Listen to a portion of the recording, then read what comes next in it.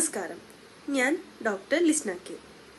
Portion മാസാചരണത്തോടനുബന്ധിച്ച് നിങ്ങളുടെ സ്കൂളിൽ നടക്കുന്ന സ്കൂൾ അസംബ്ലിയിൽ ഏതാനും കാര്യങ്ങൾ നല്ല ഭക്ഷണത്തിൻ്റെ പ്രാധാന്യത്തെക്കുറിച്ച് സംസാരിക്കുന്നതിന് വേണ്ടിയിട്ടാണ് ഞാൻ വന്നിട്ടുള്ളത്. നമ്മുടെ ശരീരത്തിൻ്റെ സുഗമമായ പ്രവർത്തനത്തിന് വേണ്ട പല ഘടകങ്ങളും ഭക്ഷണത്തിലൂടെയാണ് നമുക്ക് ലഭിക്കുന്നത്. ഭക്ഷണത്തിലൂടെ കൂടിയ അളവിൽ നമുക്ക് ആവശ്യമായ ഘടകങ്ങളുമുണ്ട്, കുറഞ്ഞ അളവിൽ ആവശ്യമായ ഘടകങ്ങളുമുണ്ട്. കൂടിയ അളവിൽ ആവശ്യമുള്ളതിനെ നാം മാക്രോ ന്യൂട്രിയൻസ് എന്ന് പറയുന്നു.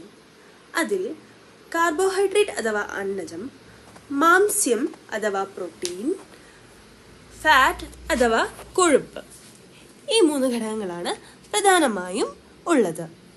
കുറഞ്ഞ അളവിൽ ആവശ്യമായവയെ നാം ധാതുലവണങ്ങൾ അഥവാ മിനറൽസ്, ജീവകങ്ങൾ അഥവാ വൈറ്റമിൻസ് എന്ന് പറയുന്നു. അന്നജം നമുക്ക് ലഭിക്കുന്നത് പ്രധാനമായും ധാന്യങ്ങൾ. ഉദാഹരണത്തിന് നമ്മുടെ ചോറ്, ഗോതമ്പ് ചപ്പാത്തി, അതെല്ലാം ധാന്യങ്ങളിൽപ്പെടും. ഇവയിൽ നിന്നും കിഴങ്ങുവർഗ്ഗങ്ങളിൽ നിന്നും പഴങ്ങൾ, പഞ്ചസാര, പയറുവർഗ്ഗങ്ങൾ തുടങ്ങിയവയിൽ നിന്നുമൊക്കെയാണ്. അന്നജമാണ് ശരീരത്തിൻ്റെ പ്രധാനമായ ഊർജ സ്രോതസ്. നമുക്ക് ആവശ്യമായതിലും കൂടുതൽ അന്നജം ശരീരത്തിലെത്തിയാൽ അത് ഗ്ലൈക്കോജൻ രൂപത്തിലും കൊഴുപ്പ് രൂപത്തിലും ശേഖരിച്ചു വയ്ക്കപ്പെടുന്നു. മാംസ്യം അഥവാ പ്രോട്ടീൻ നമുക്ക് കൂടുതൽ കിട്ടുന്നത് മത്സ്യം, മാംസം, പയറുവർഗ്ഗങ്ങൾ, പരിപ്പുകൾ, മുട്ടകളുടെ വെള്ള തുടങ്ങിയവയിൽ നിന്നാണ്. മാംസ്യം ശരീരത്തിൻ്റെ ഘടനയ്ക്ക് വളരെയധികം പ്രധാനമാണ്. ഹോർമോണുകളും എൻസൈമുകളും എല്ലാം മാംസ്യം കൊണ്ടാണ് നിർമ്മിക്കപ്പെട്ടിട്ടുള്ളത്. എല്ലുകളുടെയും പേശികളുടെയും ഘടനയ്ക്കും മാംസ്യം വേണം. കൊഴുപ്പ് പലയിനം എണ്ണകളിലൂടെയും മാംസം, മുട്ടയുടെ മഞ്ഞ, പാലുൽപ്പന്നങ്ങൾ, കശുവണ്ടി തുടങ്ങിയവയിലൂടെയുമാണ് നമുക്ക് ലഭിക്കുന്നത്. കൊഴുപ്പും ഒരു ഊർജ സ്രോതസ്സാണ്. കോശത്തിൻ്റെ നിർമ്മിതിക്കും കൊഴുപ്പിൽ ലയിക്കുന്ന ADEK എന്നീ ജീവകങ്ങളുടെ ആഗിരണത്തിനും കൊഴുപ്പ് ആവശ്യമാണ്. കൊഴുപ്പ് നല്ലതും ചീത്തയുമുണ്ട്. വീണ്ടും വീണ്ടും ചൂടാക്കുന്ന എണ്ണയും വനസ്പതിയും ഡാൽഡയും നെയ്യുമെല്ലാം ചീത്ത കൊഴുപ്പാണ്. എന്നാൽ olive oil, safflower oil, sunflower oil, coconut oil തുടങ്ങിയ എണ്ണകൾ നല്ലതും ശരീരത്തിൻ്റെ സുഗമമായ പ്രവർത്തനത്തിന് ആവശ്യവും ചീത്ത കൊഴുപ്പിൻ്റെ അളവ് കുറയ്ക്കുന്നതിന് ഉപകാരപ്രദവുമായിട്ടുള്ളവയാണ്. പോഷകങ്ങളുടെ കുറവ് നീളക്കുറവിനും ഭാരക്കുറവിനും മരാസ്മസ്, ക്വാഷിയോക്കർ തുടങ്ങിയ അസുഖങ്ങൾക്കും എപ്പോഴുമുള്ള ക്ഷീണത്തിനുമൊക്കെ കാരണമാകും. കൊഴുപ്പ് ശരീരത്തിൽ കൂടിക്കഴിഞ്ഞാൽ രക്തക്കൊഴലുകൾ അടിഞ്ഞ് രക്തയോട്ടം കുറയുകയും നെഞ്ചുവേദന, ശരീരം തളർന്നു പോകൽ, കാലുകളിലെ വേദന തുടങ്ങിയ ബുദ്ധിമുട്ടുകൾ ഉണ്ടാക്കുകയും ചെയ്യും. അമിതമായ ആഹാരം കഴിച്ചാൽ അത് അമിതവണ്ണത്തിലേക്കും ഭാവിയിൽ ജീവിതശൈലി രോഗങ്ങളിലേക്കും നയിക്കും. അതിനാൽ ആരോഗ്യപരമായ ആഹാരശീലങ്ങൾ ഈ ചെറുപ്രായത്തിലെ നിങ്ങൾ ശീലിക്കേണ്ടതുണ്ട്. അതാണ് ഈ ക്ലാസിൻ്റെ പ്രാധാന്യം. കുറഞ്ഞ അളവിൽ ശരീരത്തിന് ആവശ്യമായ ഘടകങ്ങളാണ് ജീവകങ്ങളും ധാതുലവണങ്ങളും. ജീവകങ്ങൾ ABCDEK എന്നിങ്ങനെ പലവിധമുണ്ട്. വൈറ്റമിൻ A നമുക്ക് ലഭിക്കുന്നത് ക്യാരറ്റ്, പച്ചക്കറികൾ, പപ്പായ, മത്സ്യം, പാൽ തുടങ്ങിയവയിലൂടെയാണ്. കണ്ണിൻ്റെ പ്രവർത്തനത്തിന് വൈറ്റമിൻ A വളരെ പ്രധാനമാണ്. വൈറ്റമിൻ A കുറയുമ്പോൾ രാത്രിയിലെ കാഴ്ചയ്ക്ക് മങ്ങലേൽക്കുക, കണ്ണുകൾ വരണ്ടിരിക്കുക, കണ്ണിൻ്റെ പാട അതാര്യമാവുക തുടങ്ങിയ രോഗങ്ങൾ ഉണ്ടാകുന്നു. വൈറ്റമിൻ B കോംപ്ലക്സ് എന്നാണ് അറിയപ്പെടുന്നത്. അതായത് അതിൽ B1, B2, B3, B6, B9, B12 എന്നിങ്ങനെ പലതരത്തിലുള്ള വൈറ്റമിനുകളുണ്ട്. വൈറ്റമിൻ B1 തയമിൻ എന്നും അറിയപ്പെടുന്നു. അത് ഗ്രീൻ പീസ്, ധാന്യങ്ങൾ, മാംസം, മത്സ്യം തുടങ്ങിയവയിലൂടെയാണ് നമുക്ക് ലഭിക്കുന്നത്. ഇതിൻ്റെ കുറവ് മൂലമുണ്ടാകുന്ന അസുഖമാണ് ബെറി. അത് ഹൃദയത്തെയും ഞരമ്പുകളെയും എല്ലാം ബാധിക്കുന്നു. വൈറ്റമിൻ B2ൻ്റെ മറ്റൊരു പേരാണ് റൈബോഫ്ലാവിൻ. പാലുൽപ്പന്നങ്ങൾ, ലിവർ, ക്യാരറ്റ് ലീവ്സ്, മുട്ട, ബീൻസ് എന്നിവയിലൂടെയൊക്കെയാണ് വൈറ്റമിൻ B2 നമുക്ക് ലഭിക്കുന്നത്.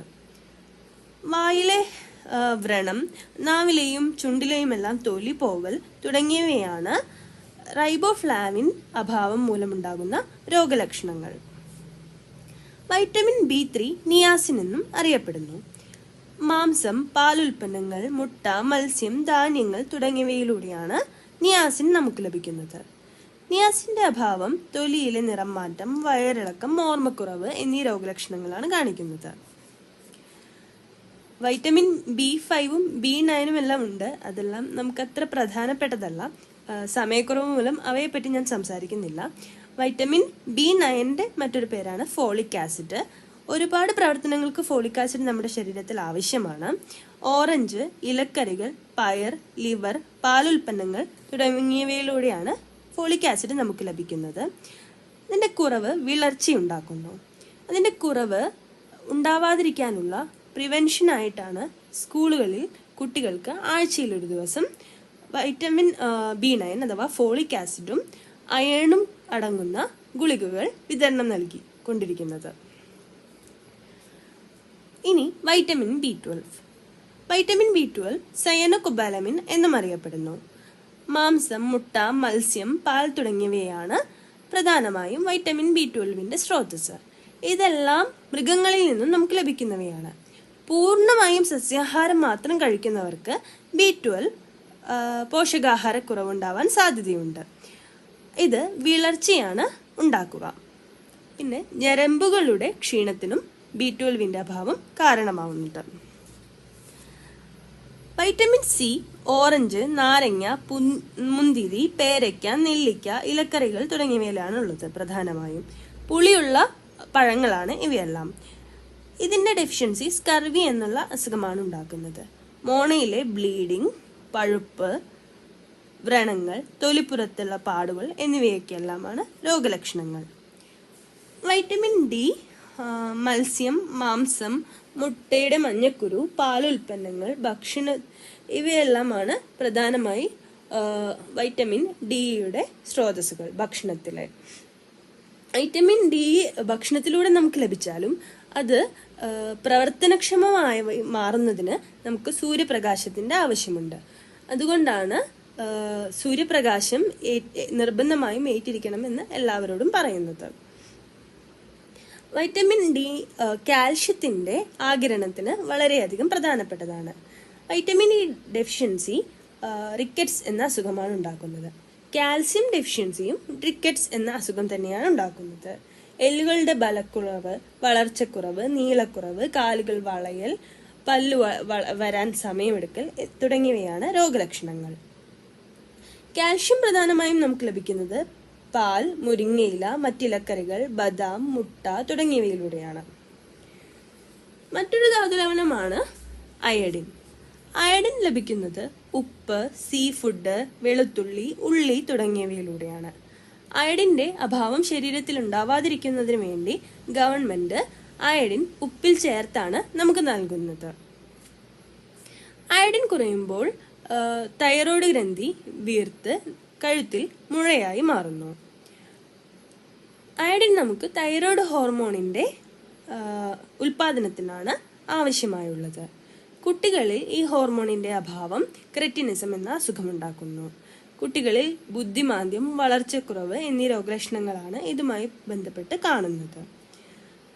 അയൺ മാംസം, ചീര, പയറുവർഗ്ഗങ്ങൾ, ധാന്യങ്ങൾ, ഈന്തപ്പഴം തുടങ്ങിയവയിലൂടെയാണ് നമുക്ക് ലഭിക്കുന്നത്. അയണിന്റെ കുറവ് വിളർച്ച തന്നെയാണ് ഉണ്ടാക്കുന്നത്. ക്ഷീണം, നെഞ്ചിടിപ്പ്, കിതപ്പ്, കളിക്കാൻ പറ്റാതിരിക്കുക, ശ്രദ്ധിക്കാൻ പറ്റാതിരിക്കുക അങ്ങനെയുള്ള രോഗലക്ഷണങ്ങളൊക്കെ കുട്ടികളിൽ കാണാം. അതുപോലെ തന്നെ പ്രധാനപ്പെട്ട മറ്റൊരു ഘടകമാണ് വെള്ളം. നമ്മുടെ ശരീരത്തിന്റെ 60% വെള്ളമാണ്. നാം അറിഞ്ഞുകൊണ്ട് മൂത്രത്തിലൂടെയും നാം അറിയാതെ വിയർപ്പിലൂടെയും ഉമിനീരിലൂടെയും ഒരുപാട് വെള്ളം ദിവസേന നമ്മുടെ ശരീരത്തിൽ നിന്നും നഷ്ടപ്പെടുന്നുണ്ട്. ഈ നഷ്ടം പരിഹരിക്കുന്നതിന് കുട്ടികൾ ദിവസേന 1.5 തൊട്ട് 2 ലിറ്റർ വരെയും മുതിർന്നവർ 2.5 തൊട്ട് 3.5 ലിറ്റർ വരെയും വെള്ളം കുടിച്ചിരിക്കണം. ഇതെല്ലാം നമ്മൾ പറഞ്ഞത് ആരോഗ്യപരമായ ഭക്ഷണത്തെക്കുറിച്ചാണ്. എന്നാൽ നമ്മുടെ നാട്ടിൽ ഇന്ന് ഏറ്റവും കൂടുതൽ കണ്ടുവരുന്ന ഒരു വിപത്ത് എന്ന് പറയുന്നത് അമിതാഹാരമാണ്.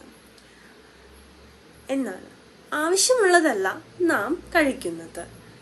കൂടുതലും പഞ്ചസാരയുള്ളതും അതുപോലെ വീണ്ടും വീണ്ടും ഉപയോഗിച്ച് എണ്ണ കൊണ്ടുണ്ടാക്കുന്നതും വനസ്പതി, ഡാൽഡ അവയൊക്കെ ഉപയോഗിച്ചുണ്ടാക്കുന്നതും, അതുപോലെ മൈദ ഉപയോഗിച്ചുണ്ടാക്കുന്ന ബേക്കറി പദാർത്ഥങ്ങളും പലതരം ആർട്ടിഫിഷ്യൽ ആയിട്ടുള്ള കളറും ഫ്ലേവറിങ് ഏജൻസും ഒക്കെ ആഡ് ചെയ്ത ഭക്ഷണങ്ങളുമെല്ലാമാണ് നാം ഇപ്പോൾ കൂടുതലായും കഴിക്കുന്നത്. മൈദ, പഞ്ചസാര, ഉപ്പ് എന്നിവയെ വെളുത്ത വിഷം അഥവാ വൈറ്റ് പോയിസൺ എന്നാണ് വിളിക്കുന്നത്. മൈദ ചേർത്തുണ്ടാക്കുന്ന ബേക്കറി പദാർത്ഥങ്ങൾ നമ്മുടെ ശരീരത്തിൽ എത്തിക്കഴിഞ്ഞാൽ അത് ദഹനത്തെ കാര്യമായി ബാധിക്കുന്നുണ്ട്. പഞ്ചസാര കൂടുതലടങ്ങിയ ഭക്ഷണങ്ങൾ ഇപ്പോഴേ കഴിച്ചു തുടങ്ങിയാൽ ഭാവിയിൽ അത് നിങ്ങൾക്ക് പ്രമേഹമുണ്ടാക്കും. ഉപ്പ് അമിതമായി കഴിക്കുന്നത് പ്രഷർ കൂട്ടുന്നതിന് കാരണമാവും. ചെറുപ്പത്തിലെ നിങ്ങൾ ചീത്ത ആഹാരശീലങ്ങൾ പരിചയിച്ചാൽ ഒരു 10-30 വയസ്സാകുമ്പോഴേക്കും പ്രമേഹവും പ്രഷറുമെല്ലാമായി നിങ്ങൾ മാറാരോഗികളാവും. വ്യായാമത്തിൻ്റെ അഭാവം ഇതിൻ്റെ ആക്കം കൂട്ടും. ഒരു 40-50 വയസ്സൊക്കെ ആകുമ്പോഴേക്കും കിഡ്നി, കണ്ണുകൾ, ഹൃദയം ഇതെല്ലാം ഓരോന്നോരോന്നായി പണിമുടക്കൽ ആരംഭിക്കും. ഇപ്പോഴേ നല്ല ഭക്ഷണം ശീലിക്കുകയും വ്യായാമം ചെയ്ത് ശരീരത്തിൻ്റെ ആരോഗ്യം സംരക്ഷിക്കുകയും ചെയ്താൽ ഭാവിയിലും നിങ്ങൾക്ക് ആരോഗ്യത്തോടെ ഒരുപാട് കാലം ജീവിക്കാനാവും. നമ്മുടെ ചുറ്റുമുണ്ടാവുന്ന പഴങ്ങളും പച്ചക്കറികളും ഇലക്കറികളുമെല്ലാം പരമാവധി കഴിക്കാനും വീട്ടിലെ അടുക്കളത്തോട്ടത്തിൽ പരമാവധി പച്ചക്കറികൾ കൃഷി ചെയ്യാൻ വീട്ടുകാരെ സഹായിക്കാനും നിങ്ങൾ ശ്രമിക്കണം. ഭക്ഷണം കഴിക്കുമ്പോൾ ചോറ് മാത്രം കഴിക്കാതെ പ്ലേറ്റിൻ്റെ പകുതിയിൽ കുറവ് മാത്രം ധാന്യങ്ങൾ, അതായത് ചോറ് കഴിക്കുകയും ബാക്കി ഭാഗത്ത് ഒരുപാട് പച്ചക്കറികളും പഴങ്ങളും മാംസം, മത്സ്യം, പാല്, മുട്ട, പയറുവർഗ്ഗങ്ങൾ തുടങ്ങിയവ ഉൾപ്പെടുത്തുകയും ചെയ്യണം. എണ്ണ കൊണ്ടുണ്ടാക്കിയ വസ്തുക്കൾ പ്ലേറ്റിലെ ഒരു 10% കുറവ് മാത്രമേ ഉണ്ടാവാൻ പാടുള്ളൂ. മത്സ്യവും മാംസവും എല്ലാം പാകം ചെയ്യുമ്പോൾ സ്വാദിന് വേണ്ടി വറുത്തുണ്ടാക്കാതെ നമ്മുടെ ആരോഗ്യത്തിന് വേണ്ടി അത് കറി വെച്ച് കഴിക്കാൻ നിങ്ങൾ ശ്രമിക്കണം. ഇങ്ങനെ ഭക്ഷണം എല്ലാ ഘടകങ്ങളും കൃത്യമായ അളവിൽ കഴിക്കുന്നതിനെയാണ് സമീകൃത ആഹാരം എന്ന് പറയുന്നത്. ഭക്ഷണം എന്ത് കഴിക്കുന്നു എന്നതിനോടൊപ്പം എത്ര കഴിക്കുന്നു, എപ്പോൾ കഴിക്കുന്നു എന്നതിനെല്ലാം കൃത്യമായ പ്രാധാന്യമുണ്ട്. ഈ വിഷയത്തിൽ ഇനിയും ഒരുപാട് കാര്യങ്ങൾ ചർച്ച ചെയ്യാനുണ്ട്. പക്ഷേ സമയപരിമിതി മൂലം നിർത്തുന്നു. നല്ല ഭക്ഷണം കഴിച്ച് വ്യായാമം ചെയ്ത് നല്ല ആരോഗ്യമുള്ള കുട്ടികളായി പഠിച്ച് കളിച്ച് വളരാൻ, മിടുക്കരായി തീരാൻ നിങ്ങൾക്ക് എല്ലാവർക്കും സാധിക്കട്ടെ എന്ന് ആശംസിച്ചുകൊണ്ട് നിർത്തുന്നു. നന്ദി.